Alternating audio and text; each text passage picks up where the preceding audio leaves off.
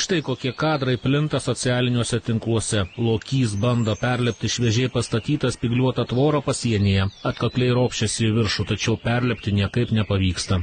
Matyti, kaip žvėriui trukdo tvoros viršuje esanti dygliuota viela. Pagal vaizdo įrašą galima spėti, kad kitoje pusėje Baltarusija.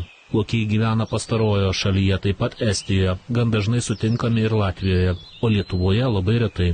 Meškos tik migruoja per Lietuvą, per mūsų šalį keliauja tai į šiaurę, tai atgal į Baltarusiją. Persiropšti nepavykus, meška trumpam atsitraukia ir bando veržtis kitapus dar kartą, rausiasi po tvorą. Galiausiai įtūžęs gyvūnas tvorą mėgina išversti. Žvėris smūgiuoja gan smarkiai, tačiau tvoros veikti jam nepavyksta.